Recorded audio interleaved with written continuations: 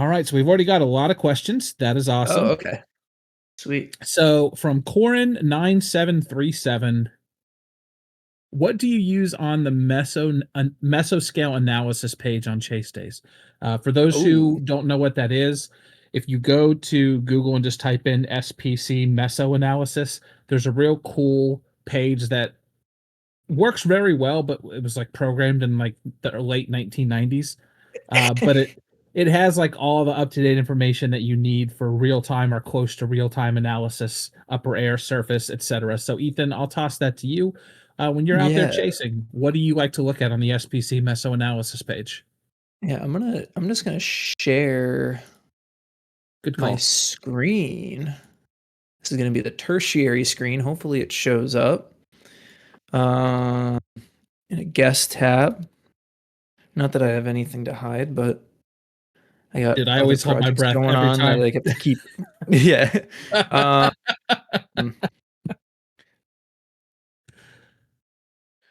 Cisco SPC Meso analysis page. I don't know why I chose the tablet screen. So everybody's favorite layout. You have to find the right corner to select on. I'm not sure if this is going to be if the products are really going to show anything fantastic, but usually some of my personal favorites that I'll kind of go to on a chase day. There's a couple of the multi-parameter ones that I like to look at, and usually it's like your surface vorticity and surface to 3 kilometer or 0 to 3 kilometer mixed layer cape. This one's kind of like the quote unquote cheat code that everybody likes to use. This is one that like I'll kind of use as like a last minute sanity check. And the thing is, I would say that I'm only really looking at this page probably like, I would say the last time that I look at it is probably like a couple hours before initiation. And then after that, it's a lot of just like satellite data. I'll use it the morning of, and then I'll kind of thumb ahead like the plus 6 hour kind of wrap projection. But the other thing I'll kind of look at too here, just as kind of like sanity checks, is like I'll kind of go in and then kind of try to take a quick peek at, you know, the different upper air features. So, you know, if you have just like your kind of 500 millibar, just to kind of see if, you know, if things are progressing the way I expected in the time frame that I expected. I'm a pretty meat and potatoes forecaster at the end of the day. Like I don't get like super into like theta E and like some of these other more niche parameters and stuff. Like I'm kind of more big picture, and then once, you know, kind of the evolution of the day is kind of really taking shape, I kind of just go with visual satellite. Obviously visual satellite's huge, and I'll go off of more of that if anything else, and then obviously radar and stuff like that once the chase is fully underway.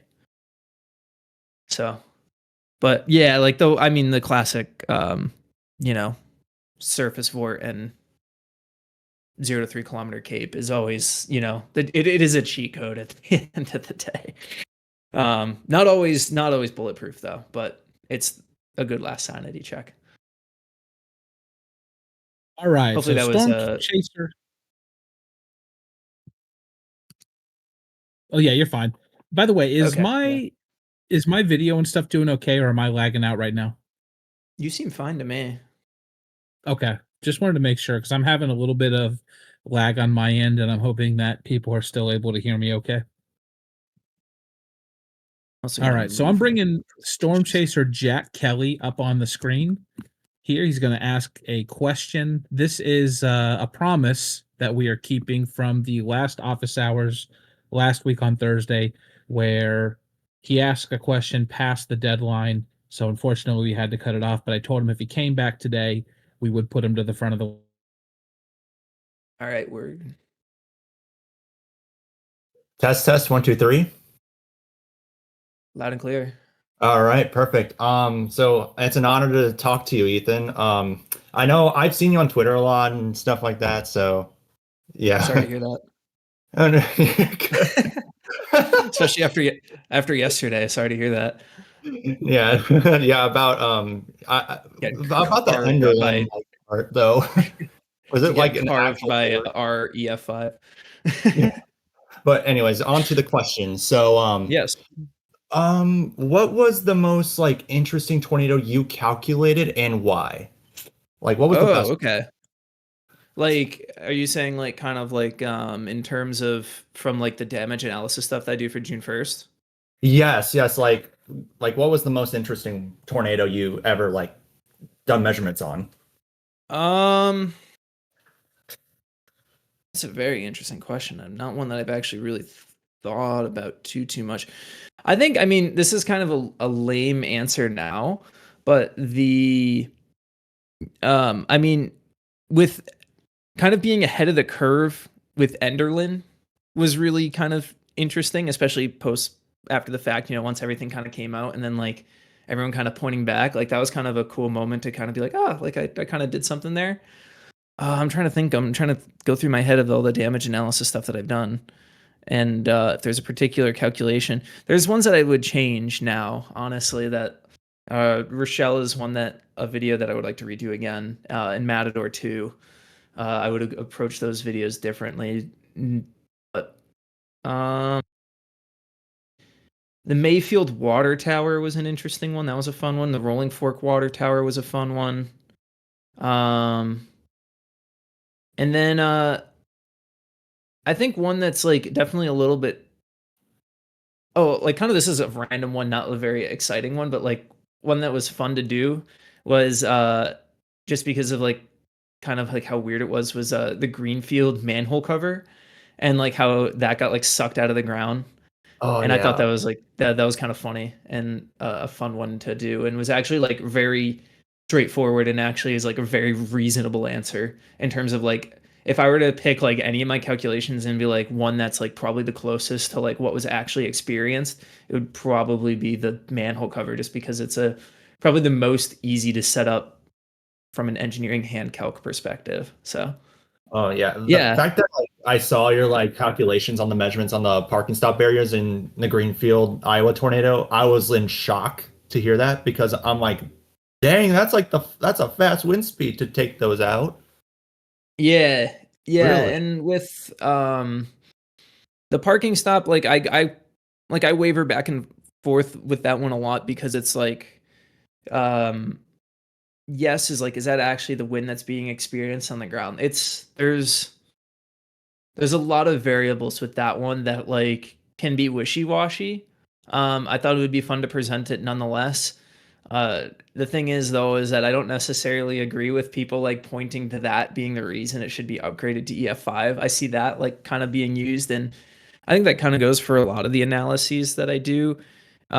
People like to kind of use that work that I do to kind of bolster their opinions of what tornadoes should be EF5s and what shouldn't be EF5s. Um, and I don't necessarily believe people should be doing that, but people are going to No. do that anyway. That's kind of the thing that I have kind of come to realize. But yeah, I don't know. That's just, yeah, you kind of have to reap what you sow, I guess. Yeah, that is true. But yeah, thanks for asking that. That was like I've never actually thought about that question before. Yeah, no problem. I'm glad I brought it up to you. Alrighty, so I am taking Gabe's place. Oh, no, he's back. Oh, never mind, he's back. Gabe, is everything okay on your end? I think so. Can you guys hear me okay? Yes, I Loud can. and clear.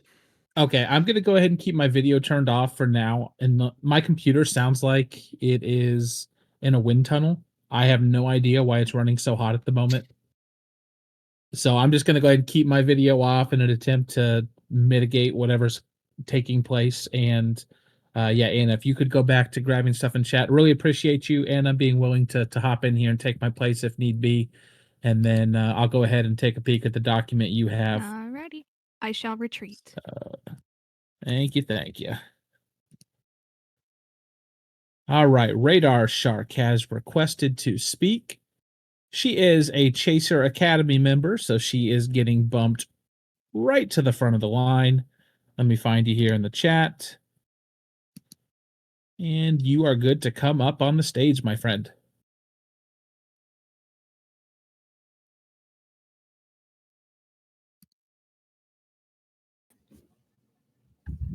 Hello?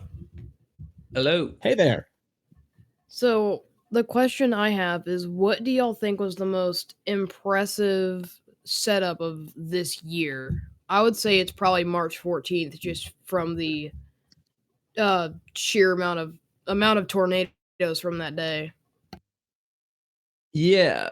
Yeah, I think March 14th is like probably the most synoptic, like I guess obvious well, I guess cuz March 14th was more the day before the day, which is kind of interesting.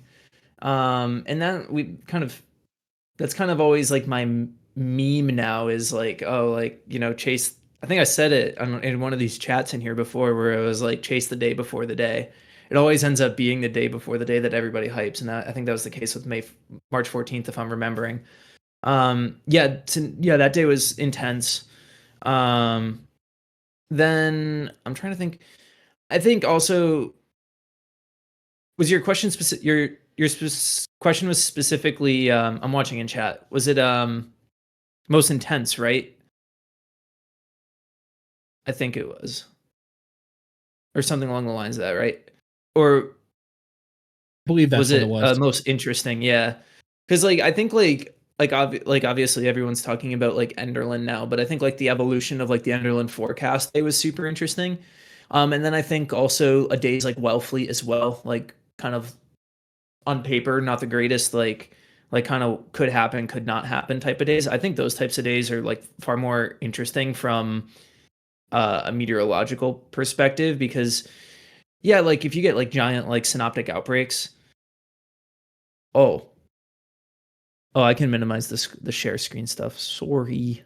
Um, but yeah, so like I think some of those like more mesoscale type days are the more meteorologically fascinating ones because on paper, like far out, they're not like obvious.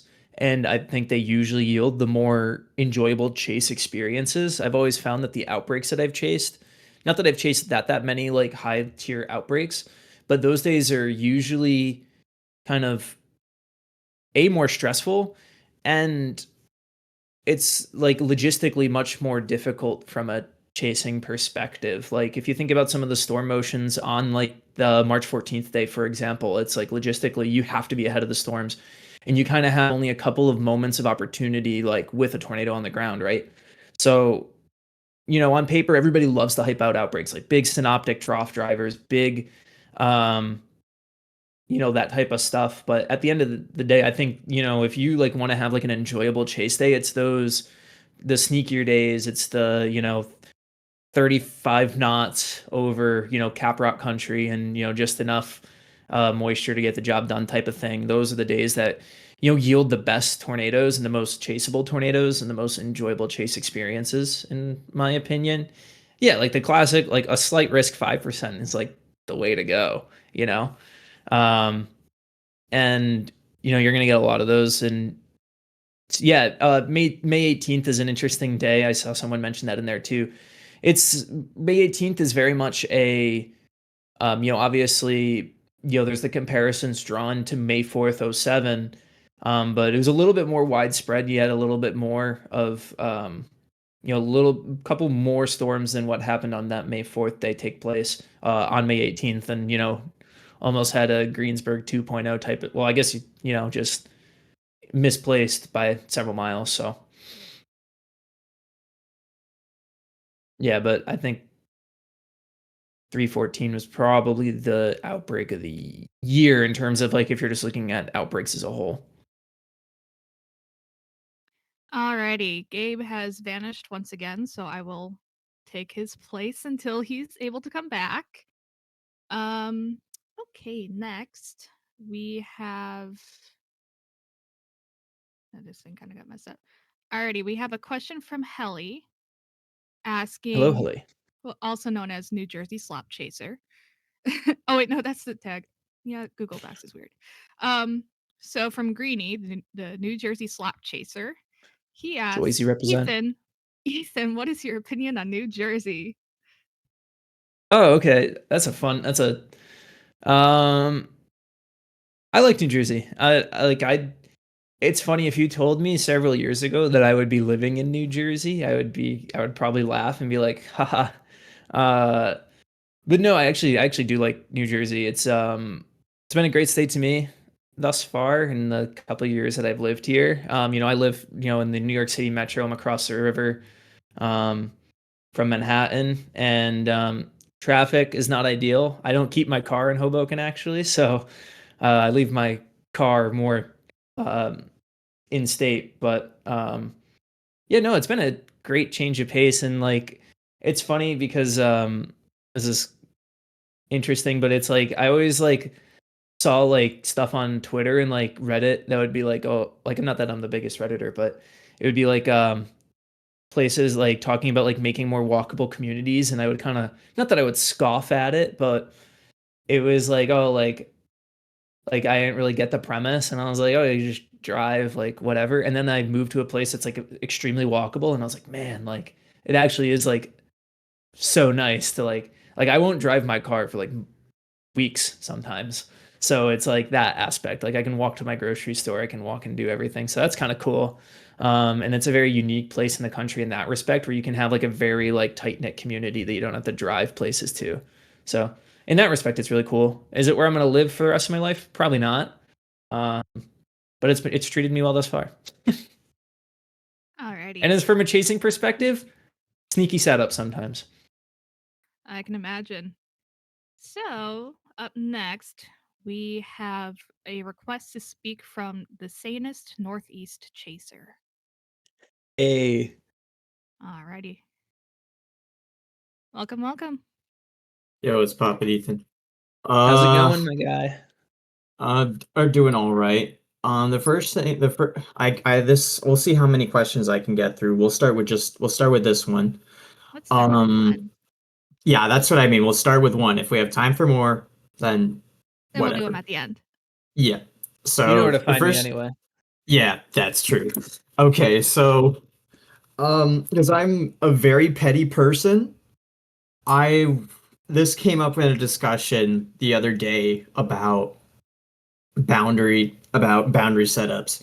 And I remember one guy was saying that surface vorticity was completely useless for forecasts because it's surface vorticity and you need to get it all the way up to the all the way up through the mid-level mesocyclone in order to actually have tornado genesis.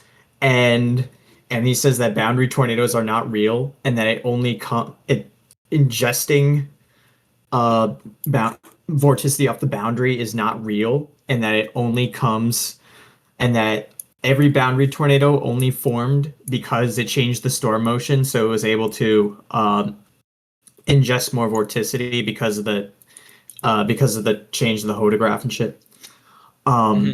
So I want to ask what your opinion is, because I disagree with that wholeheartedly, and I want a second opinion. Yeah, no, yeah, that's like boundaries are a very real thing, and they can very much help. Like I've seen it with my own eyes essentially. So, and and you can take like any of those late April Texas days and just be like, that's your case in point, really. Like those are all boundary days. June 5th, same story. And it's like, you get that aggregation along, and I mean, like, if you think about it too, it's like, all of those, how am I trying to phrase this? Tornadoes are just vorticity aggregation kind of reaching a climax at the end of the day, like if you think about it that way.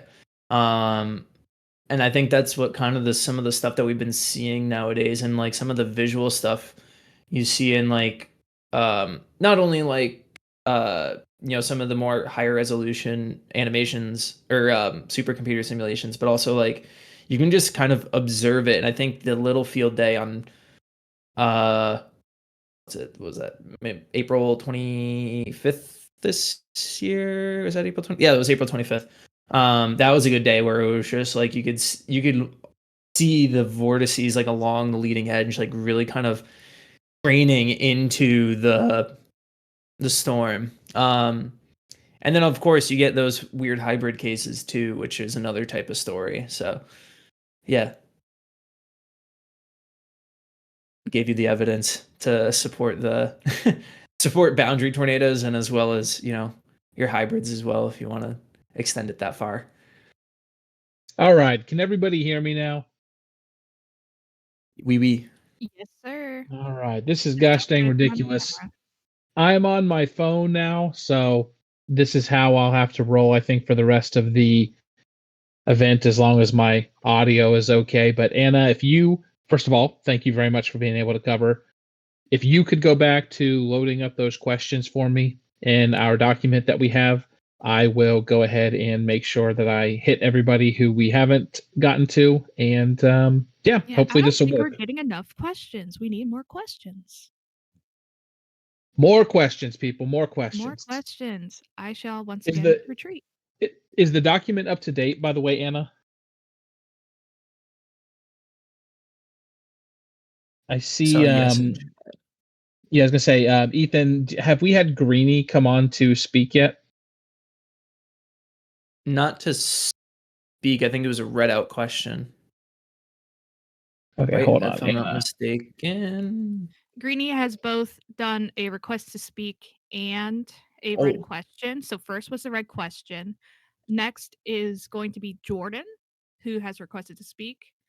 And then I believe O'Shear, who I'm actually not seeing here. Okay, Anna, why don't you just then mute? Greeny will Why don't speak. you mute your mic and stay on here with me, just in case you need to pop back on? Yes, sir. Thank you much. And then Radar Shark, I'm going to put you back onto the stage to ask your question. The funniest thing ever would be if Radar Shark, by the way, just blitzed everybody for the next 30 minutes, so that way none of the green names could get their questions in. Since technically, as a Tracer Academy member, you do get priority every single time. Lock in. No, I would not do that.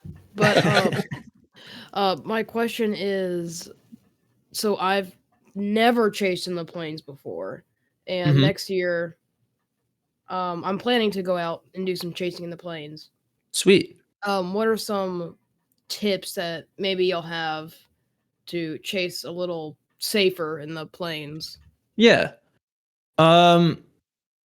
Just for context, are you, like, what's your current chasing experience like geographically? Like what region?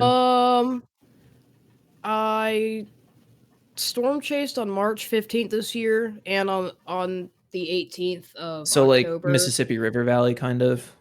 Just Dixie, pretty much. Okay, Dixie. Okay. All right. So I will say, so kind of, I guess you'll find it to be like a breath of fresh air, and you'll be like, I never want to chase out east ever again. That's the first thing. I would say, be mindful. Like, I think like understanding like the scale of distance out west was something that I had to get used to. Like it took me a while to like grasp like how far different target areas were in between. Like I remember when I first went out my first trip that I had out west, like I think I was kind of in a New England frame of mind where I thought like cities and different towns were like way closer together than what they actually were. And then I was like, oh wait, like driving from Amarillo to Dodge City is like 2.5 hours. Like that's not like exactly like around the corner. So like being like keeping in mind like kind of distances and stuff like that's really important. Staying on paved roads and stuff like that's obviously a big thing. You don't want to get stuck or anything like that on like dirt or clay roads. You kind of have to use judgment calls and stuff like that. And it's like if you're operating like pretty far from the storm and it hasn't rained there recently, you can get around quite all right. But if it's like you're going to be kind of up close with some of the storms, you definitely don't want to be betting on roads, especially if you're about to be overtaken. What else is there? I'm trying to think. Storms out west. Like plains storms are like they definitely operate differently, and they're definitely like they can be a lot slower. and you can get like a lot more of those erratic movements. Storms out in the east obviously kind of train a lot faster, and kind of keep a more predictable path. It's some of those slower storm motions you have to be much more aware of in terms of like if you're worried about like deviant tornado motions and stuff like that. It's like when you get those really strong low level jet days, but the actual steering winds off aren't very strong, and that's how you get like those kind of cyclical style storms that have like the strong left turns. Like those types of things are definitely something to be mindful of. Trying to think what else. That's a really great point, Ethan. Yeah. I never really thought of that before, but you're right. I honestly can't remember ever seeing any significant deviant tornado motion from one of those Dixie screamers that's traveling at like 55, 60 miles per hour.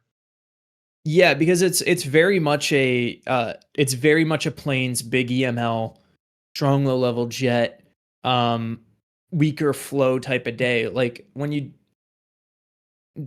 Dixie does Dixie things because of extreme kinematics. So like, yeah, obviously if you have like a 90 knot jet, storms are going to be hauling anyway. So the mesocyclone doesn't have and in those Dixie setups don't have the massive cape involved as well to like really start, dictate things. And like the mesocyclone's allowed to like start wobbling and doing its thing. And without, being this, it's almost like I was trying to think of like a funny analogy where it's like, I guess like, if your tornado is like a kid on a leash, and this might be a terrible analogy. What is happening right now in the Storm Chaser Coaching office Just like, hours? Yeah, I guess it's like, I don't know. Yeah, this, I guess it's like, Dixie Alley Storms are like a kid on a leash, and he's like very like much in line and like following the parent. But then, you get those like really strong low level jet weak upper flow days where it's like you get you get the kid that's just had a bunch of sugar or something, and he's like bouncing all over the walls in the Target aisles or something. Like that's like the days that you want to be. This is very interesting analogy. But yeah, that was what I could think of. All right, so we have Jordan who requested to speak, but unfortunately did not have the commitment to actually stick with it. So Jordan, this is the sound of you missing your opportunity, my friend. Get that hand back up if you do want to ask Ethan a question. Next up, we have, and I'm not sure if you already answered this, Ethan. Has anybody asked you about your ability to grow a beard yet? No. Okay, so we have a question from OISHR. Could you grow your beard like Gabe's? Oh, I probably could. It would be, it would take a little bit of time, that's for sure. I've grown there was one chasecation that I had that I think it might have been 2023, where I was definitely getting really scraggly, but I keep it tighter to the face, per the Mrs.'s request. All right, we have. Though I might be doing a stat. I might have this. I might do the Movember stash too and do the donation thing. But I had to shave for my Halloween costume this year, so I've been slow to get back. All right, so looks like we do have a question coming in from a Chaser Academy member. They jumped to the front of the line. What are some good photography tips? Ooh. And that is, I'm not sure. I think that's Radar Shark, maybe. I'm not sure the name. But yeah, they want to know about some photography tips. Yeah, so I would say like the biggest thing that, at least like I'm not claiming to be a great photographer by any means, but like what definitely like getting comfortable with the idea of like committing to stay, like saying if you're like, you have like assuming you're shooting on like a DSLR. I wonder if do I have a spare one? I'm using my main camera as a webcam right now. Otherwise I might actually have my old T5i kicking around.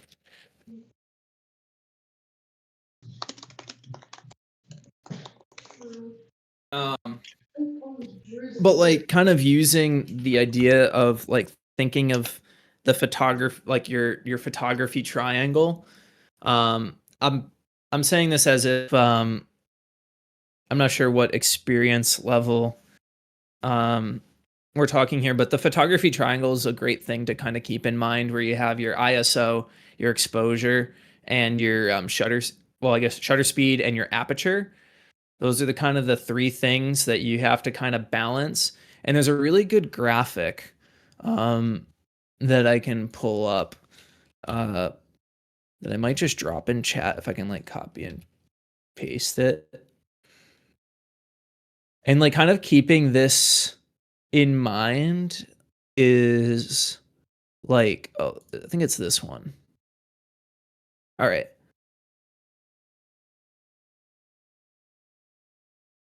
Yeah, this'll do. I'm a And while Canon Ethan is shutter pulling that up, TCP 3059, we see you there. You are next up to speak. Jump into the front of the line as a Chaser Academy member. So just hang on there for a minute and we will bring you up on stage. So just using the little like graphic that I posted in the chat there. So your aperture is your f-stop, and that's giving you your depth of field. And then your shutter speed is like how fast your camera is going to be shooting, how long it's keeping that sensor exposed. And then you want to balance those two things first. So like shooting storms, you don't need like a super narrow depth of field. Usually you're working with a pretty wide depth of field. But the thing is that you're going to be, you don't want a super, like you're not going to go full really fast shutter, which is like basically a very small hole, because that's not going to let in a lot of light, and you're going to have to use a lot of digital noise or a lot of digital light enhancement to boost it, and that's the ISO. So with storms and stuff, usually I'm shooting pretty quickly to kind of keep sharpness of things. So I'm kind of, especially if I'm shooting handheld, you want your shutter speed to be on the faster side. Depth of field, I usually keep F8 to F11, like that kind of range.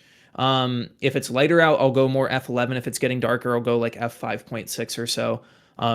Focus is always on infinity. And then like ISO is just kind of compromising for the rest of it. And then, you don't want your ISO too high unless if you're shooting at night. Otherwise, you're going to be dealing with a lot of digital noise. So there's that kind of stuff. Hopefully that's somewhat comprehensive, but keeping that triangle in mind is kind of a good way to like really think about photography. And then obviously there's like composition and stuff like that, which you kind of just get an eye for, like, oh, this would be a cool foreground type of thing. So yeah.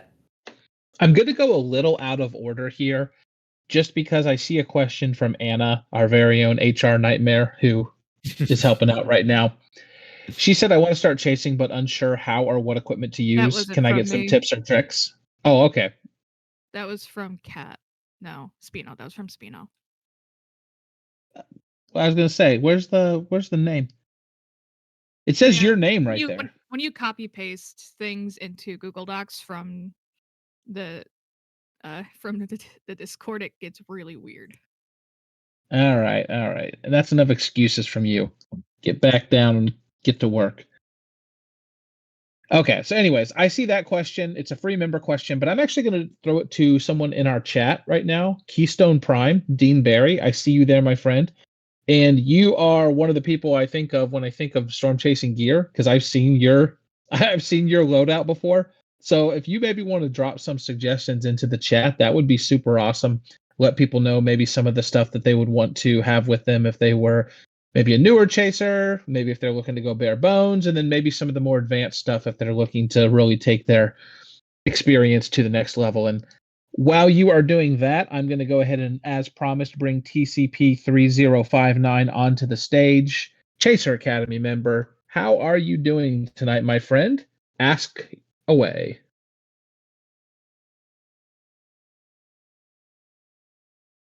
Or not. Oh, totally up to you. How's it going? Oh, doing all right. I keep forgetting to accept that.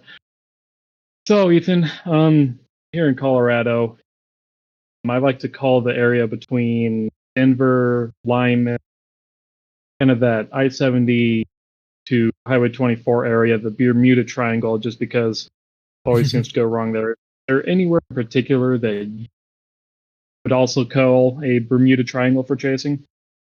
Ooh, Bermuda Triangle of chasing. Or maybe just even an area where you find yourself consistently having issues when you're out there storm chasing. Just never seems to work out right. Yeah, the Black Hills into like Badland country of South Dakota. I would say I'm still like I want it in the worst way. I want a South Dakota tornado, but I cannot get a South Dakota tornado. It's like the one state that's like truly eluded me. And that's been annoying. And I think it's because all of the South Dakota, well, I've actually had a couple like upper Missouri River Valley chases and stuff like that are Red River the North type chases that have worked out a-okay, but like anything for whatever reason South Dakota has just treated me with windbags. But yeah, South Dakota, I don't know, I keep striking out. And the my car carrier ejected itself on a chase up that way near a wall. That was probably one of the worst days in my chasing career from an anxiety and stress standpoint. But yeah, that would be my area that I'm not All afraid right, of. Jordan, you are on the stage. You don't need to come up with a new question. You can ask Ethan that same question. I just saw my friend Dean Barry out there, and I decided that I would throw it his way as well. But Ethan, as far as equipment is concerned, I think that was Jordan's question, so I'll leave it to you. And if you want to ask a different one, you can, or if you just want to reiterate that, it's fine as well. All right. For one, I want to say thank y'all so much for letting me up here. And for two, all right, Ethan, how well experienced are you in chasing? Before I get into this. So I've been chasing for 10 years. All right. So I started in 2016. So this past season was my 10th season. Dang. Interesting. So I got a question for you, right? Mm-hmm. So, well, kind of two, but my main one is, what type of equipment do you think could be suitable for like a Chevy Trailblazer to, let's just say, hypothetically chase hailstorms? Because I don't expect myself to be able to chase tours in that thing. Well, you'd be surprised. I mean, my good buddy Kelton Henderson, he chases in a Honda Fit, and that thing has, I think he has 270,000 miles on it. Has seen an EF5. He was on Enderlin in a Honda Fit. So I'll leave that for perspective. But I think honestly, like in terms of, I am not a hail core junkie. I avoid hail like the plague. I'll probably lose some extreme chaser brownie points for that. Do I care? No, because I'm not having to, deal with safe light. Even though in the state of I think New Jersey too. I haven't had to replace a windshield in New Jersey yet, but state of Massachusetts, you'd get windshields replaced for free, which was pretty sweet. But out west, I don't want to have to try to pay for a windshield. So, trying to think specifically for hail. While Having you're a thinking hard about hat that, helps. just let me say, while you're thinking about that, Ethan, one of the things that blew my mind when I first started heading out to Massachusetts regularly, my girlfriend of the last, it's either 7 or 8 years. I'm a horrible boyfriend, I should know that. But she's from just north of Boston, Massachusetts. And it blew my mind that you guys have to get your cars inspected regularly by the nanny state and told that it's okay to keep them on the road. Yeah. So I would imagine that the hailstorms could potentially throw a loop into that as well, right? I can't, like, if you have a bunch of dents in your car and cracks in your windshield, they're probably not going to let that bad boy pass inspection. Well, cracked depending how bad the crack in the windshield is, yeah, they won't pass inspection, but they'll replace it. They'll like the way the insurance works in Massachusetts for vehicles is um like you get glass is like somehow covered. I've never had For to pay free. for a win. Yeah, like I've never had to pay for a windshield. I've had my windshield replaced twice in Massachusetts. I Oh haven't wow, had to okay. in Jersey yet. Yeah, I forget how exactly it works because it's like they consider it like a safety thing or something like that. I don't know. Um, but yeah, Massachusetts is interesting. But I think the big thing is or like the thing is like I've heard like I know someone that lives in the. I have my girlfriend's brother like lives in the Pittsburgh area, and he was like, oh, like my friend like was like, oh, I won't buy. He has a friend that's like a gearhead, and he says like, whatever you do, don't buy a car from Ohio because they don't have inspection.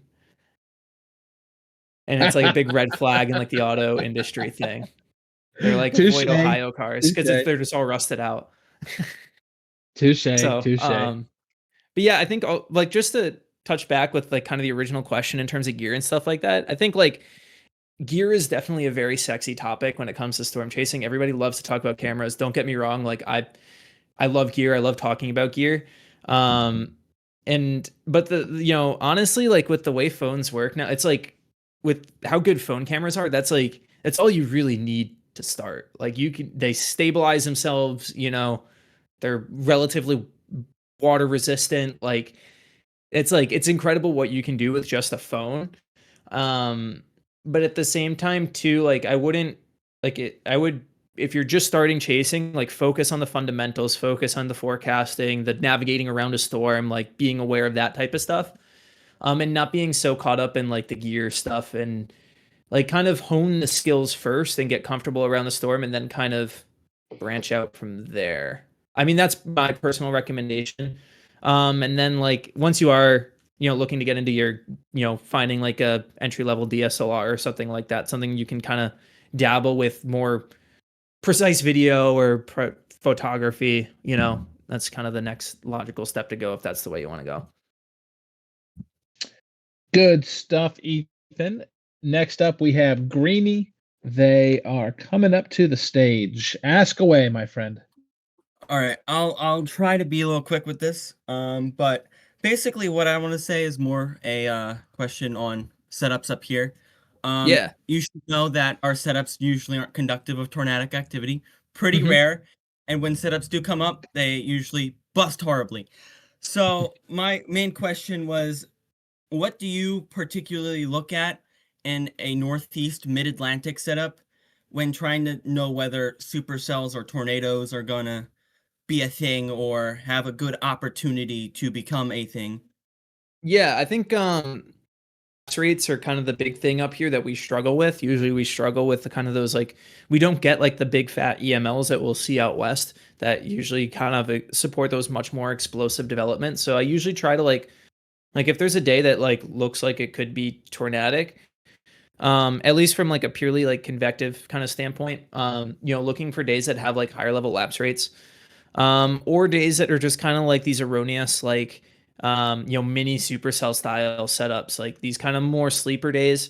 A day that I would look into, like if you want to research like a good Northeast chase day that is like very chaseable, would be August 2nd, 2020 was a day that worked out very well for me. I caught a couple brief tornadoes in the Hudson Valley into northern Connecticut.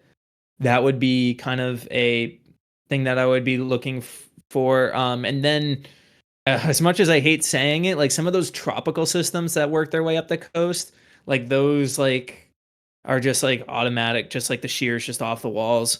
You think of like Isaias in 2020, Ida in 2021, or the Ida remnants, I should say. Those types of setups. Yeah. So, yeah, Mullica Hill referenced the biggest Northeast day that I still kick myself over. I didn't take work off that day. I regret it to this day.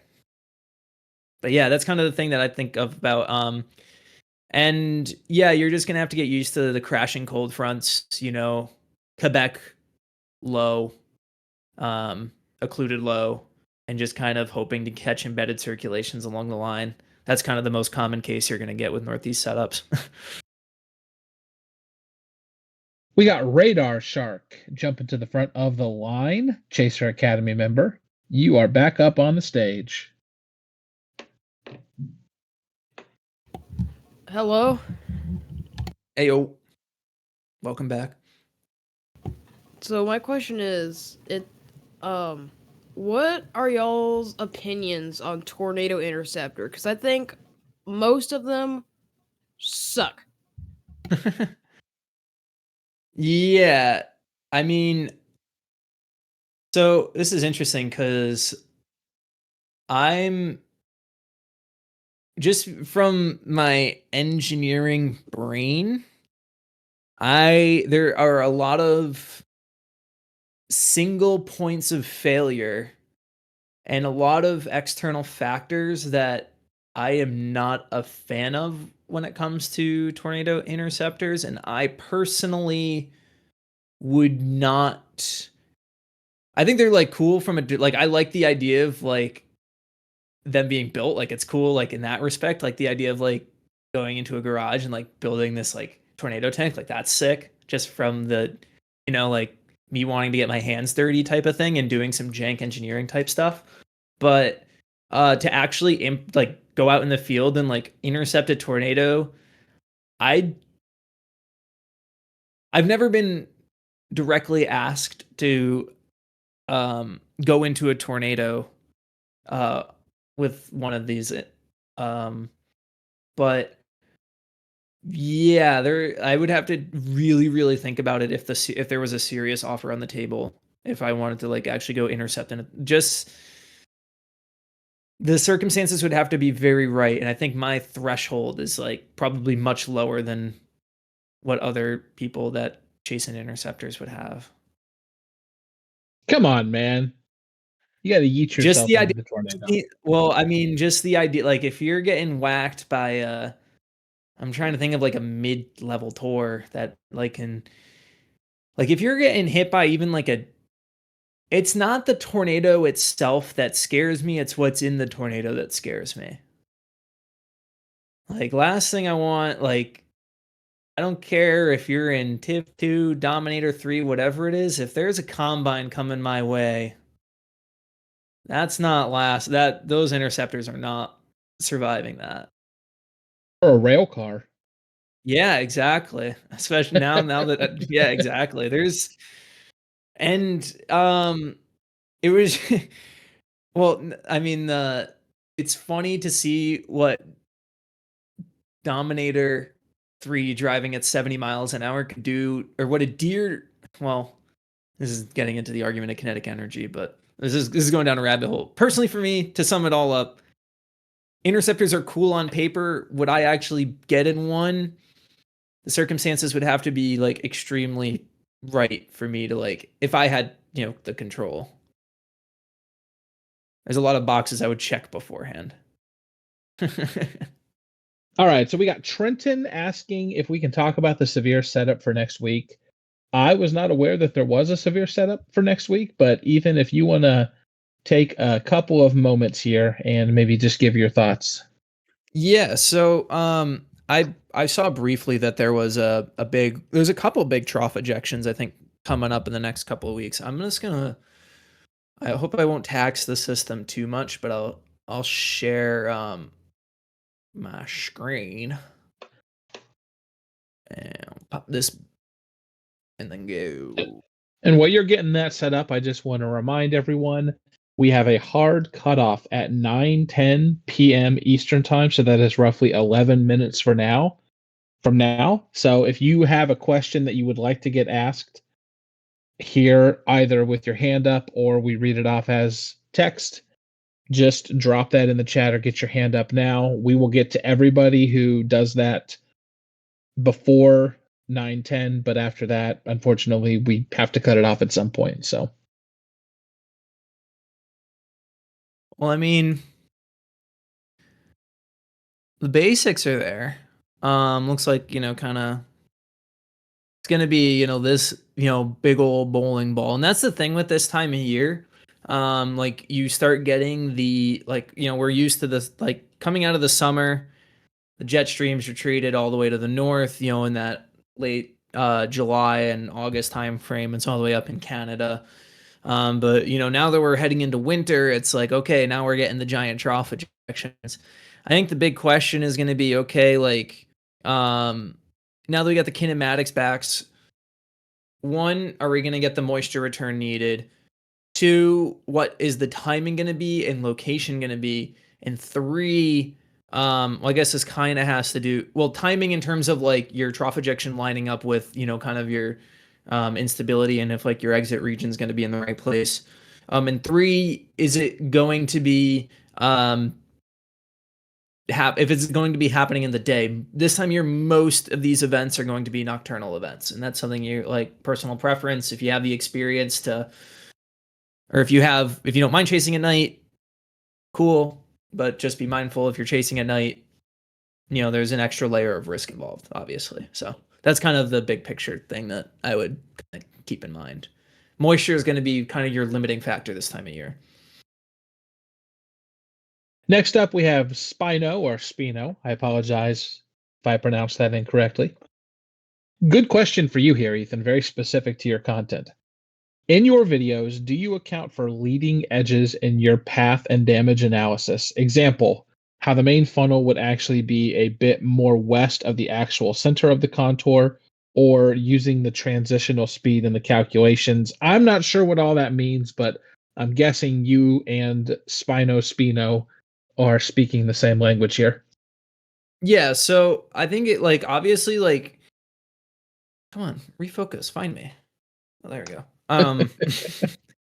Yeah, so what it comes down to is, like, most of the stuff that I look at is usually associated with, kind of, I guess it depends the orientation, but like your strong edge. So if we're talking about an eastward moving tornado, that would be the southern part of the tornado. Northward moving tornado, that would be the eastern edge of the tornado.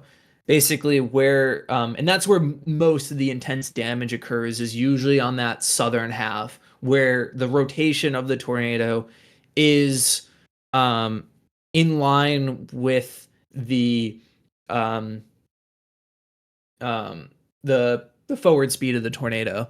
And a good I mean, if you can look at, I'm trying to think of like a satellite, like if you just pop into Google Earth, if there's like a satellite image you can look at, there's a couple, like you can even see it. I think the Google Earth has like Enderlin damage images, but there's those. If you look at like Enderlin, for example, you can take a look at what's it, Highway 46 there? Was it North Dakota 46? Yes. And there were two houses along that road that were hit. The right house gets like completely obliterated by the left side, and then if you look at the granted, this is actually, I'm kind of diving into this for the next video, but there's an earthen home, which are traditionally built for energy reasons, especially that far north. Those earthen earth berm structures are much better for heating. But it actually saved the first floor of the house. But if you look on that western side of the tornado, it's like you're getting all of the, all the trees are being blown back to the south. And you're going to get weaker damage on that side of the tornado because now you're getting counteracted from the forward motion of the tornado, which is always interesting to see. Enderlin might not be the best case of that because it's a slower moving tornado, but some of those, Dixie tornadoes that move at, 50, 60 miles per hour, those ones are going to have much more heavily biased damage on that southern edge compared to the northern edge. And usually that's what I'm kind of calculating for. I'm kind of anticipating what's happening along that southern edge. The apparent wind speed that's being shown on the structure. And that's what's going to rate the tornado anyway. So hopefully that answered your question. I think that's kind of what you were getting at. Grace asks, thanks for having this session. You are welcome, Grace. Very happy to be here chatting with all of you folks. They said, I'm curious as to what topics you would like to learn more about. Ooh, that's an awesome question. I love that question. Ooh, topics that I want to learn more about. I'm trying to think from like a forecasting perspective. What would I I'll say like one to thing know while more you're thinking of about? your answer. I'll say Yeah. for me, I would really like to learn more about forecasting snowstorms. Obviously, being from Ohio, and I'm preaching to the choir right now. You're from the Northeast, so it's even worse for you guys than it is here. But at least in Ohio, I know very little about forecasting snow, like actually almost nothing, to the point where it's embarrassing when family members ask me, because they connect. Oh, Gabe's into weather, so he must know something about snowfall and snowstorms and stuff, not realizing it's basically just supercellular thunderstorms and hurricanes that I have any idea about. So I would really like to learn more about snow, so I can also sound competent to people that I interact with here in Ohio, and also so I have something else to go out and chase and can forecast about, especially with like lake effect events that happen up along the southern edge of Lake Erie. Everything from like Sandusky to Cleveland, and Erie, Pennsylvania is not too far away either. It'd be cool to be able to head up to some of those and experience that at some point, but I don't know the first thing about Yeah. forecasting them yet. Yeah, I think honestly, like something I'd like to learn a little bit more about would be like rapid intensity, like just could just be like hurricanes. I'm not the super versed in tropical stuff, like, and on paper they're like I think like kind of some of the details around hurricanes are actually like, I used to kind of disregard tropical stuff because of the fact that it's like, oh, it's like it's just a giant low pressure thing, like, okay, cool, like whatever. But the more I think about it, like the more that there's like very interesting things happening in hurricanes, and I don't know enough about. And that's why like I won't try to pretend on Twitter that I know what the heck I'm talking about when it comes to hurricanes. It's a very common issue in Twitter where people just start acting like the authority to engagement farm, but that's a different topic for another day. All Deep right, even. next up we have Radar Shark again, jumping to the front of the line as a Chaser Academy member. Radar Shark, you are up on the stage. Ask away. Okay, so Ethan, seeing Mhm. that you like to do a lot of damage analysis, how do you feel that the theoretical F scale went up to F12? That's always that's interesting. I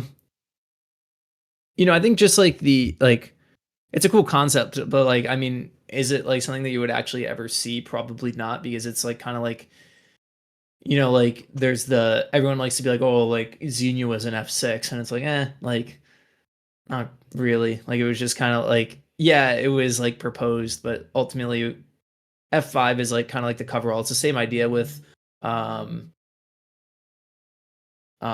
like category 5. Like category 5 is your maxima, and there's like, it's that type of thing. I think it was just kind of to cover the bases in terms of kind of just like reaching that way up to the speed of sound type of thing. So um yeah, I don't know if I've ever really thought about the whole Vegeta scale in its original form like that too intensely. I'm not a big, like, I mean, I know I'm like my stuff is about like damage and stuff like that on a lot of my channel, but I'm not the biggest rating debaters guy either, and I'm not like super passionate about like the actual classifications within scales. So I don't know. Sorry to disappoint, but I don't know if I have like a strong opinion on it. So, Ethan, we have a ton of questions, and we are right about at the cutoff point here. So, I'm going to say, if you hear my voice at this moment, you better get your hand up or get your question typed out and put into chat, because if not, we are not going to have time to answer it. And with just the sheer number of questions that we have left, especially with a number of them, well, most of them being people with their hands raised to come up and chat, I'm going to say, Ethan, let's try to do like a lightning style round. We'll Yeah, I borrow can. from Yeah, we'll borrow from the Stormfront freaks, because I don't want to make you stay here until 10:30. So that's all right. Like, this is like my moment to like, Your moment to shine. No, not moment to shine, but just like get it out of my system type thing. Nobody else in my personal life needs to hear it. So, Well, I want you to shine. yeah, no, yeah. I was gonna Huh? use an interesting word, but I'm holding back. All right, so we are going to start inviting all of you folks up onto the stage in the order that my lovely assistant Anna has put you on the list. So let's go ahead and start with Jordan. You are back up on the stage. Ask away and keep it snappy. All right, so I wanted to ask you as well. Do you collect data from like storm chasing, and if so, what do you do with that data, Ethan? I've like done a little bit of research. Like, there's a couple of my little probie boys back there that I had built back in grad school, but engineering school. But no, there's not much that I gather. I think like stuff that I gather nowadays, I do, like just statistics in terms of like my chase statistics. That's kind of what I keep track of nowadays. But I want to get back into more engineering work, but for another time. Next up was going to be Spino Spino Spuno, but they have put their hand down, so hard pass. Trenton, you are on the stage now. So I live in southeastern Louisiana. So what do you recommend, like a rookie to, like, what area do you recommend them to chase? In southeast Louisiana, Like some of those, Dixie Alley. yeah. So usually it's going to be kind of that early spring time frame is going to be that time of year to shine. Kind of if you can get to like the Mississippi River Valley Delta, Mississippi Delta, and Western Mississippi is like very fuego in terms of like chase terrain for that area of the country. And any of those big synoptic setups that come through there, that's kind of be the bread and butter for that area of the country. Yeah. And there can be some sneaky summer setups too. But usually all the Louisiana, they're going to be very kinematically driven setups.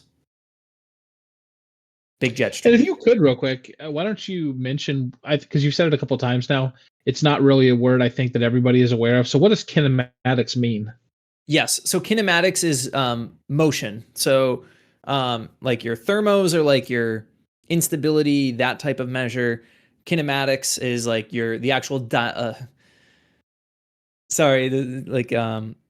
is motion. So basically the flow of the atmosphere. So like big troughs, really like your big U shapes in the jet stream, that type of stuff. Big kinematics, fast moving air. And that's what, big shear, that type of stuff. Just enough instability to get the job done when it comes to down there. And moisture is never really an issue that far south. Next up, we have Con Eth. Can't imagine who that might be. Well, hello there. General Kenobi. Not a question for myself, but one that should be good for everybody around here to hear. How do you deal with any potential strain from like long chase seasons or potentially missing a chase or just like in the moment and adrenaline? Usually venting to my brother. Interesting advice. I might try that out.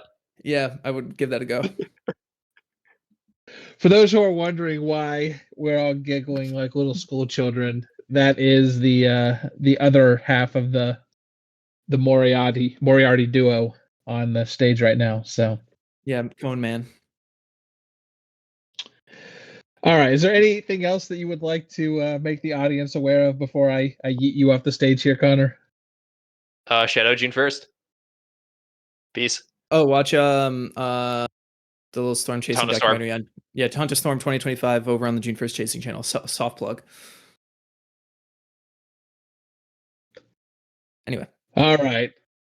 Love you, Connor. Next up is Sanus Northeast Chaser, although I don't see them in the queue any longer, so looks like they gave up.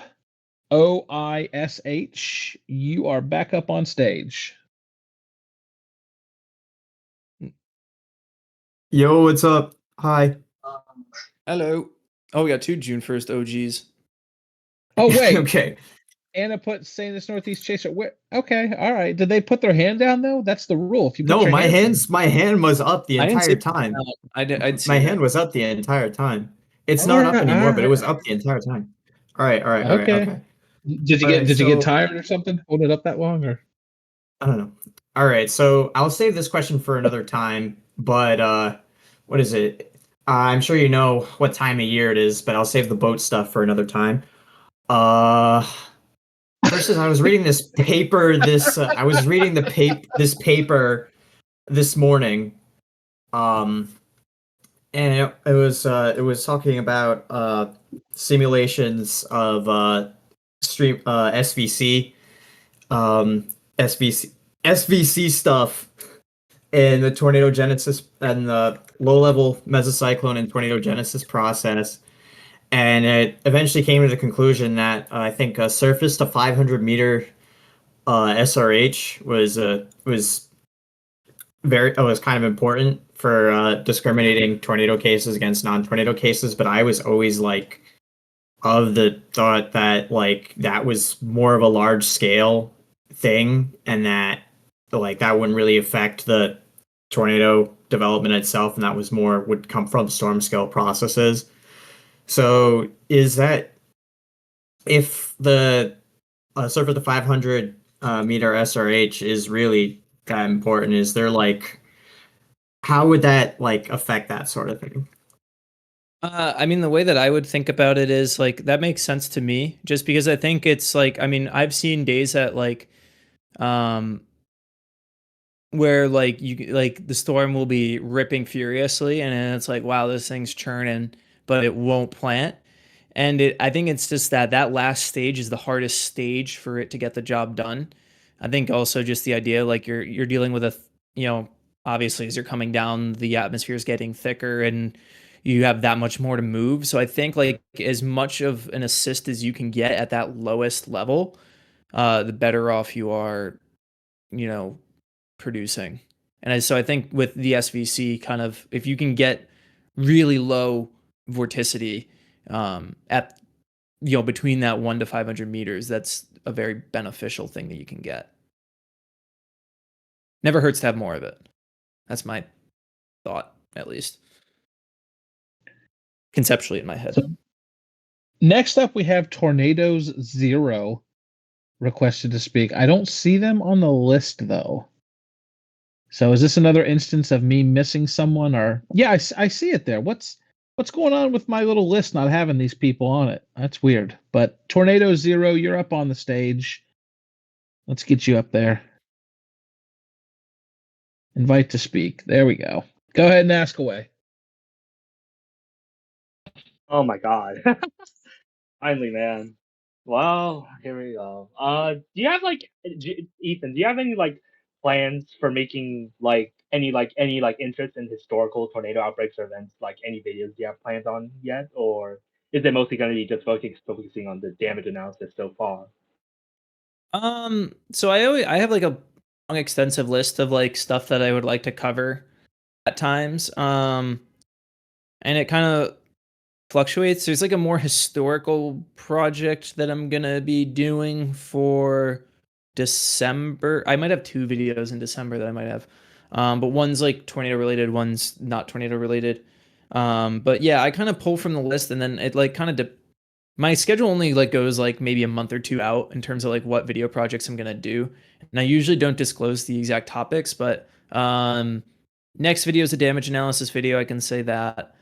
And then there's a kind of naval-oriented weather video for December that's definitely going to be in the works, and I'll say that for now. But there's and then there's some bigger projects that are going to happen in 2026, much like bigger stuff. Is that naval as in naval gazing, as in we're going to get a little bit of June 1st? That would self-soothing. be no. Nobody needs to see that. Oh, all right. Getting into a little bit of Storm Chaser coaching after dark here, are we? Yeah. Anyways, Grace, requested to speak. Do I see you on the list still? I don't. Am I just missing people? Let me go ahead and look through the chat and see. Okay, Oish is so up I don't see next. that Grace. Remember, they're in there. Oish? I thought I just Yes. had Oish up on the stage. No, Oish was up on the stage, but it was saying it's Northeast Chasers' turn first. Oh, So they got moved back, and then they put up their hand again. It was on the Google Doc, Gabe. You need to read. Oish, I did you dirty. Just pop in. You're on the chat, Anna. Just pop in and tell me. I can't keep track of all. I got 15 different chats going on, and yeah, just I pop don't in. want to All interrupt right. you, dear leader. Oish, I'm sorry. I'm sorry for yeeting you off the That's stage. okay. Don't worry. That's okay. All right. I have a really quick question for Ethan in regards to the revisions being done on the enhanced Vegeta skill. What are some new damage indicators you'd like to see added, or some work done on previously current indicators? Great question. I mean, obviously, like, you know, like wind turbines and stuff like that are obviously getting added and stuff like that. I'm trying to think of like some of those like silo and grain structures. I think, like, I mean, they wouldn't be able to certify like a lot, but those would be interesting to add, just because they're so plentiful in the plains. And I still get like Grinnell, Kansas. We saw a couple of them kind of get imploded inward, which was kind of interesting to see. Yeah. I don't want to say like vehicles and things that are not fixed points of reference, because I think like with the work that like Northern Tornado Projects is doing with kind of their Monte Carlo simulations, like that's going to be a really cool thing, but that's going to be like obviously a case by case basis, and that's not something that's going to be able to be covered by the EF scale, or even in its revised state. I don't think I mean, maybe, I don't know. I guess it would depend on like researcher availability. I think in like like Enderlin type cases where there are tornadoes that are throwing, you know, big objects and stuff, and maybe could be used in that type, you know, be used in that, maybe, you know, some of the stuff that like Connell Miller is doing at NTP is maybe something that's that can be used in special cases. So yeah. Next up, we have B. Dean Barry, Keystone Prime. You are up on the stage, my friend. How you doing? Western Pennsylvania. Western. Much respect. What's out going there. on, man? Ethan, it's great being on with you. Just saying much respect for, and I was going to chime in earlier. That's when the hand went up initially. We're discussing the Interceptor vehicles. You're spot on. Exactly what I was thinking. After all these years, it's not the wind, it's what's in the wind. And the thing that I figure you will know because of your background. I cannot remember the name of the place. I want to say it's in Florida. It might have been a part of Gator Labs. Basically, it's where they take air cannons and fire telephone poles at storm shelters and storm windows and everything. Yeah, there's a couple of those facilities. The Institute for Home and Business Safety, the insurance, that they have their own testing facility as well. And yeah, there's also the big hurricane simulator and stuff too. Yeah, and you know, I was just thinking, I know for a fact that at least 20 years ago on some Discovery Channel show, I watched them launch a phone pole through a bank vault. And you know, I love Reed to death, but you park the Dominator 3 and it gets hit by a triaxle that's moving at 130 miles an hour. It's going to do some damage. Yep. You know, that's just one of those things I was thinking. And absolutely also that whole thing about Ohio vehicles up here in Pennsylvania, you can't do that because oftentimes they fail. I somehow lucked out earlier in the year and bought the only one out of Ohio that I think has ever passed a Pennsylvania inspection on the first try. But generally, you don't want to do that. This was a thing. So really, Ohio is like the butt of everyone's joke when it comes to buying vehicles. I had no idea. At least in the Northeast, it is, I imagine.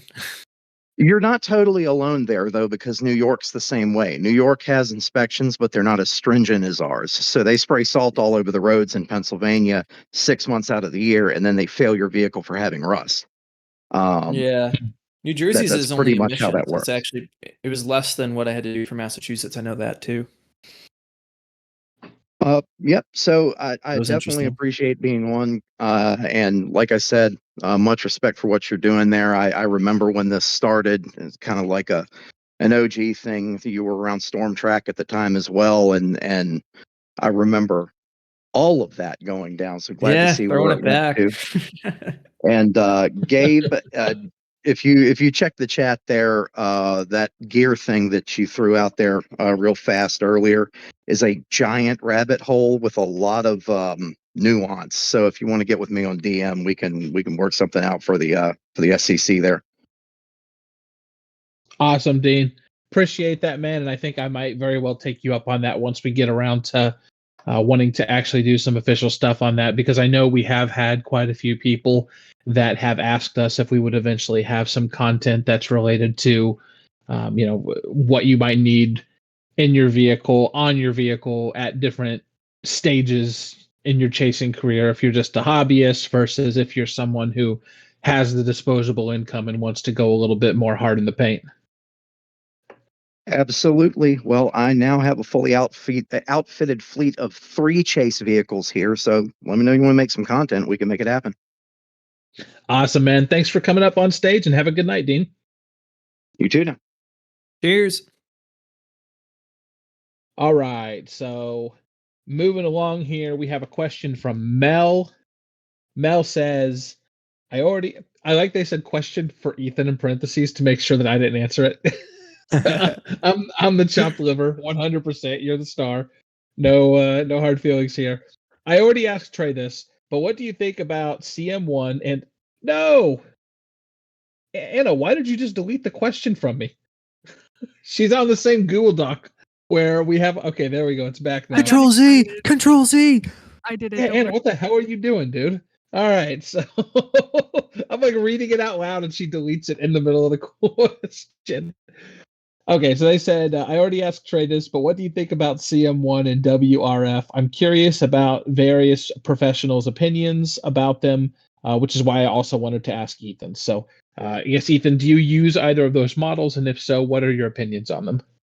I haven't had much experience with like the supercomputer models and stuff. I wish I had like more opinion, and I think honestly, when it comes to like a lot of like the some of those like modeling, like supercomputer type, really fine scale modelings of storms and stuff like that, it's worth keeping in mind that like things are very very idealized, and they can get you like a ballpark, getting you to like an idea of like, okay, maybe this is something that needs to be explored, but it's one of those deals where you need to cross reference with reality, and that's where some of the like the research today is kind of rooted. But yeah, I wish I had more to say on it, but I don't. I haven't played around too much with those models. Next up, we have a question from Wyatt Marshall. Ethan, how many times have you chased in Canada, and do you prefer chasing in Canada to your typical plains chase? I've talked about it a number of times and have almost pulled the trigger a number of times. I have not chased Canada. I regret to disappoint. I've come very close to pulling the trigger on a couple of southern Quebec / southwestern or southern Ontario setups, but I just didn't quite get out there enough to, or it wasn't as much of a slam dunk as much for me to pull the trigger and hop the border, as they say. Wouldn't that terrain be absolutely brutal? Well, depends where we're talking. Southern Ontario is like mint terrain, like between like like Windsor up through Toronto, like that stretch in between all the Great Lakes is like some of the best chase terrain you can get, at least like this far east. And then like for if you go north past like the Adirondacks and you're going into like southern Quebec, like between Ottawa and Montreal up to Trois-Rivières is like lot of farmland. in my Really? memory. I haven't been up that way that long. Yeah, like once you get past Vermont, it like opens up quite a bit. But then like you get past Montreal.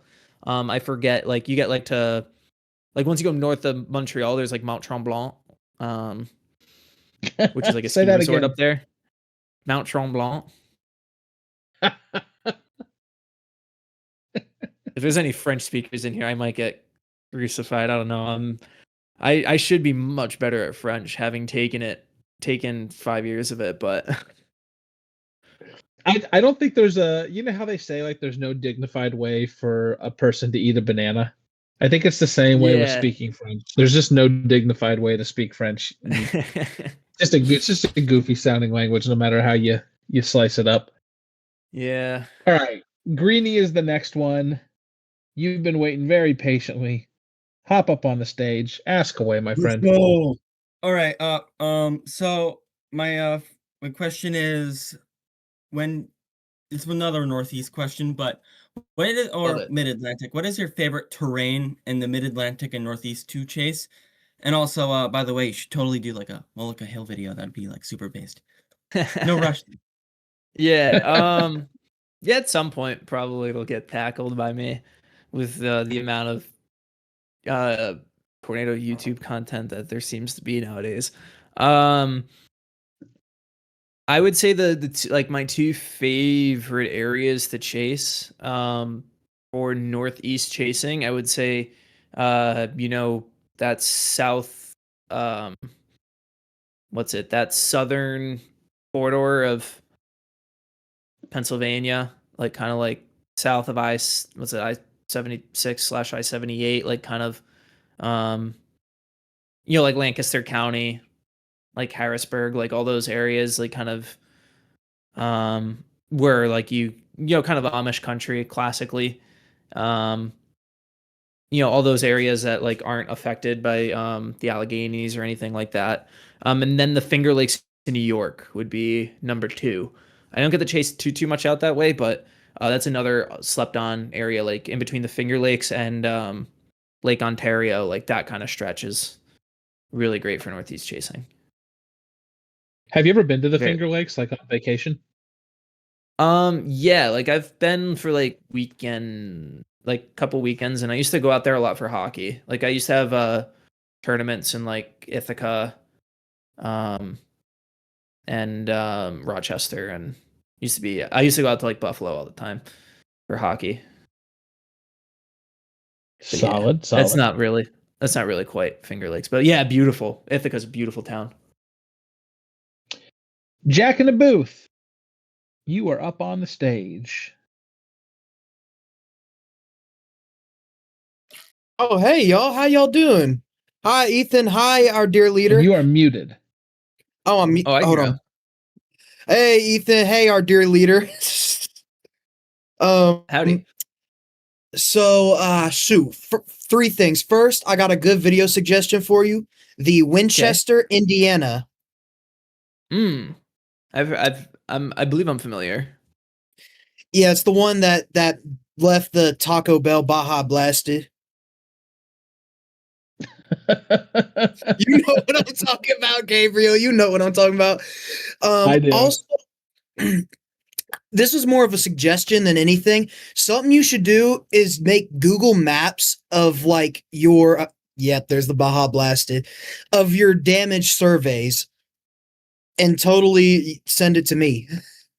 I don't know. I just think it would be cool if you released a bunch of Google Maps of each of your surveys so you can map out where you felt this wind speed was. It would just be a good way for everybody to, understand the storm and how it happened and stuff like that. That's cool. That's an interesting idea.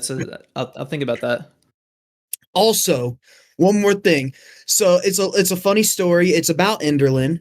So back when we had the old community before it was Discord, basically it was the day after Enderlin. And I'm not usually the big EF scale kind of guy. Like I don't care that much. I know people who've been hit by upper end tornadoes. They don't care about what rating it is. So to me, it's like, yeah, they just want their life back. But that time I saw the train get flipped. And I did like simple math on the car. I found out the cart or the train car, what it would weigh filled versus empty, and then I'm like, oh shoot, this might be something. I'm not saying EF5 or EF this or that, but it might be upgraded. So I go on the community, the Storm Chaser community. I'm like, somebody call Moriarty right now. Get Ethan on the phone. Get him on the phone. Yeah, sorry. I think I was doing it the next day. I think I went about it. It was either that or a couple days later. I don't remember when I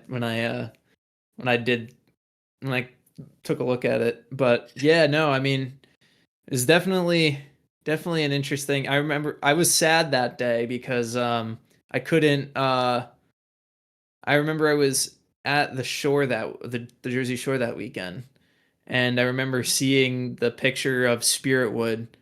And like I would have loved, like, I mean, don't get me wrong, it would have been awesome to have seen Enderlin, but like realistically, I don't know if I would have made it south in time for that for Enderlin.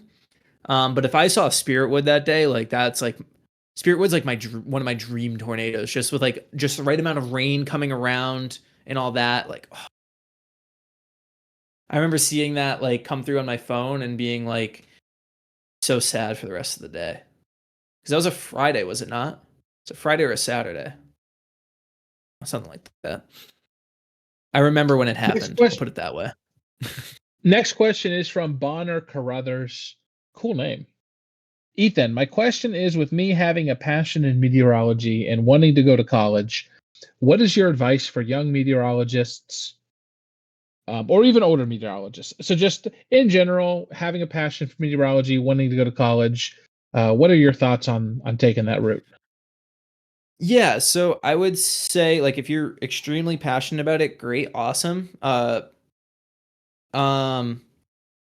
This is a very interesting question nowadays. So I would say, one, try to get through school taking out the least amount of money as possible. It's like not a very beautiful answer, but as someone that got a lot of student loans, and I grinded for 3 years after the fact, living at home to pay them off. I'm still not fully paid off yet, but I killed all my high interest ones. And the burden of knowing that you have student loans like really stinks. So speaking from that experience, try to get through school like taking out as little money as possible. That would be like my first recommendation. Secondly, just specifically especially with where we're at in the world right now, especially with, AI and like all that type of stuff, I would say get as familiar as you can, like get obviously comfortable with like coding and stuff like that. The future of meteorology, I mean, I'm not like, I'm an engineer by training. I should preface with that, but be as familiar with what's happening in that space as much as possible, and like be familiar with coding. Maybe take a couple extra coding classes, and maybe like learning machine models and stuff like that, like learning language models, those types of things. Like kind of get really familiar with those type of topics, because I think the future of the field is going to be probably based in that type of thing. And if you want to go like a more kind of broadcasty route, like if you're not doing like the more forecasty side, if you're going more like, if you want to be more of like a presentery type, the best way to do it now is I would point to like a Matthew Capucci type, building your own building your own brand, even like a Max Velocity, like those types of approaches where you become your brand, and you can have so much more leverage in the field that way, and you can make a heck of a career out of making something that's tied to you and not you, like, because TV is dying. There's no, like, that's that type of field, broadcast meteorology. Like, you look at what Allen Media Group and what those types of things are doing, they're cutting all the time from TV. So internet is obviously kind of the future. So that's kind of the approach that I would go for. And yes, the math is going to be difficult. Have study groups, but don't let that scare you. If you're passionate about the meteorology, you'll get through the math. And I will go ahead and chime in here as well, Ethan. I actually have a second business that I started before Storm Chaser coaching. It's called Harbor AI. So that kind of gives away what it's about. And it is not like anything special. It doesn't build AI tools or anything like that. But I just noticed that there was going to be a gap in the market for at least some time where all these AI tools were available and companies needed to be connected with them, shown how to use them, trained, and that sort of stuff. So it's kind of just like a middleman company, which I fully expect to disappear at some point in the very near future as people become more acclimated to these tools. Kind of like how nobody needs to be taught how to use the internet anymore. I kind of view it in that same regard. So, very small window of opportunity to arbitrage some knowledge deficit that exists with businesses. And the only reason I say all of that is because since that's the industry that I am working in, besides storm chasing and all this other stuff, I do listen to a lot of podcasts from people who are much smarter than I am about AI. Read a lot of articles, subscribe to Substacks just to keep up with knowledge. And I'd say your comments about AI are spot on. And what really seems to me like the future is going to be is AI with a human in the loop.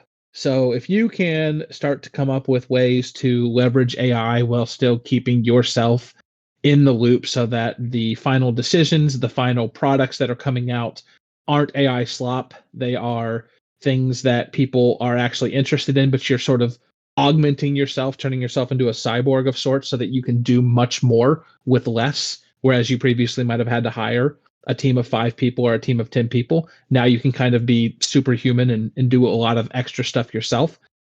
That's probably the pieces of advice that I would add on to what Ethan said is that, look at AI as an enabling tool that allows you to just do more with what you naturally have, not something that is going to replace. Because if you try to just make stuff with AI, it ends up being slop. But if you use AI to help you with what you're doing, then you can really be much more efficient than you were previously.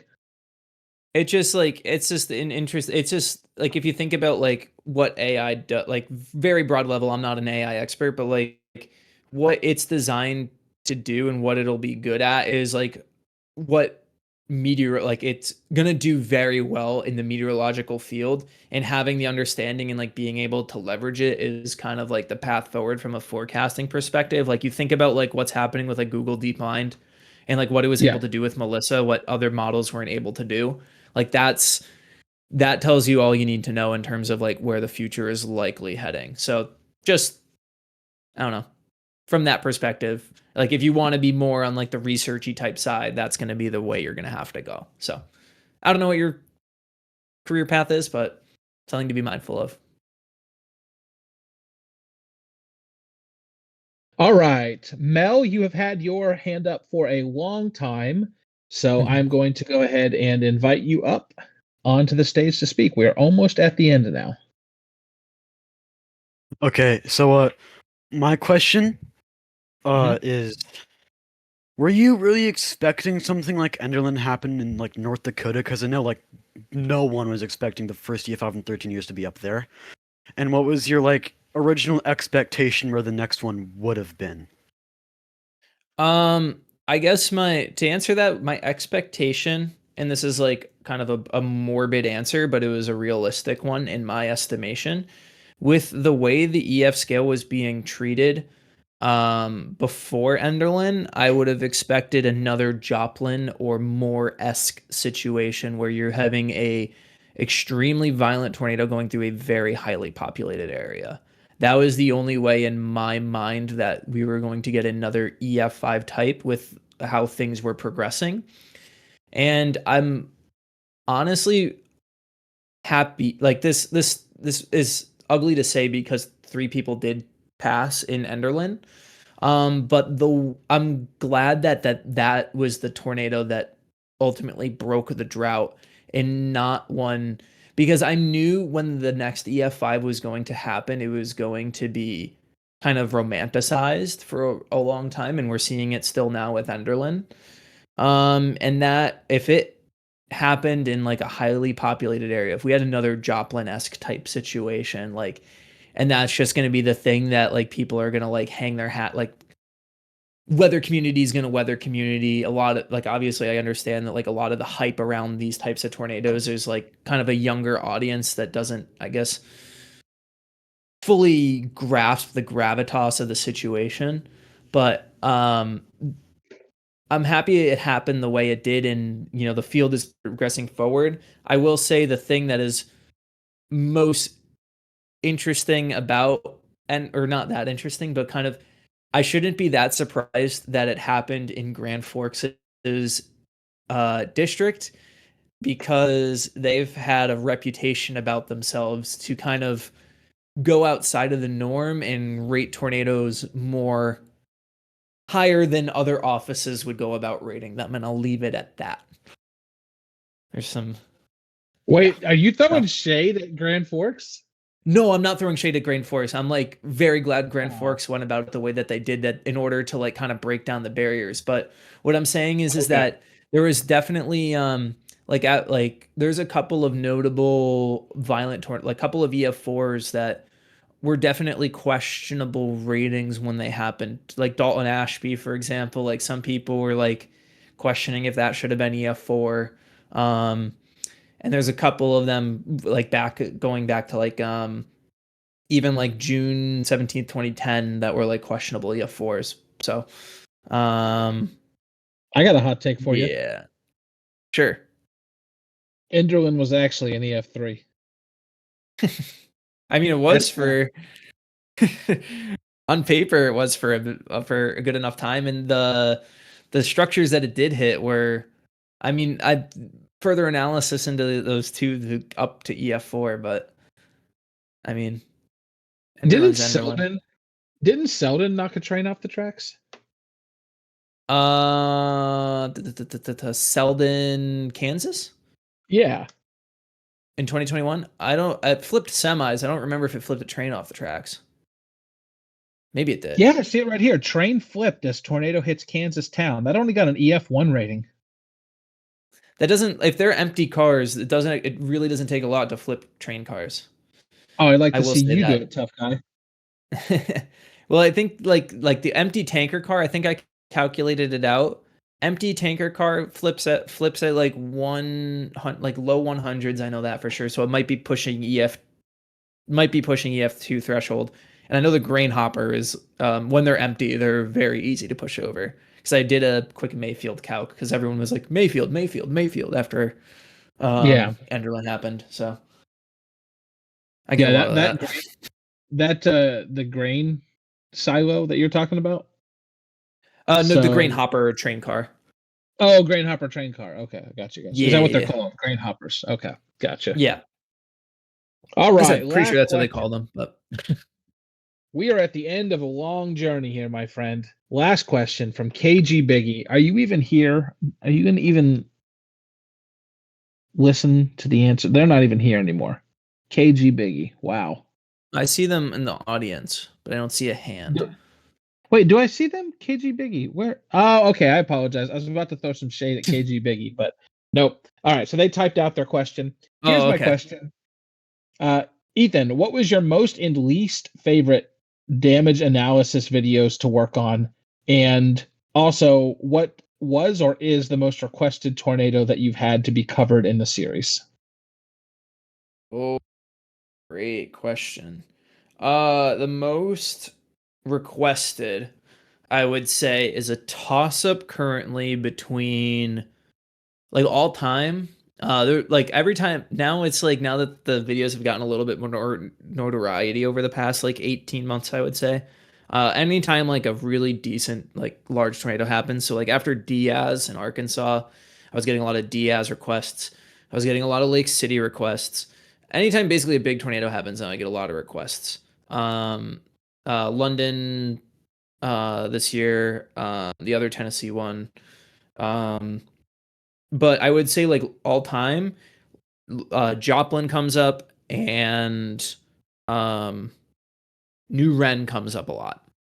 So those are ones that come up a lot. And then in terms of like my least favorite video of the damage analysis series that I would like to redo again, Rochelle and Matador come to mind because I would kind of walk back some of the things I did in those videos, and approach them from a different perspective now. And plus my older videos just like are like cringe to watch now personally. Like I can't watch them back. I'm like, geez, I can't talk to save my life. And my favorite one, I think the new like Greenfield was really interesting because that video like really like blew up pretty unexpectedly. I didn't realize like a video of that nature, and I think just because of the fact that Greenfield was very much in the public eye for quite a bit of time. Yeah. And then, but I think like the way that I'm going about the videos now, the way I did like the tri-state video, I think is a way that I'm going to do it more moving forward, like kind of more video-y and less me slideshow present-y. Like, I think it's more entertaining that way and more people can digest it. So. Yeah, that's a big thing, right? When you're trying to convey a lot of information in a condensed form, like a YouTube video, you have to be very mindful of exactly how you are presenting the info so that you don't overwhelm people. Yeah, because I mean, I think with a lot of those earlier damage analysis videos, it was a matter of the fact that I knew it was going to be for a niche audience, and I wasn't really too concerned about like algorithmic performance.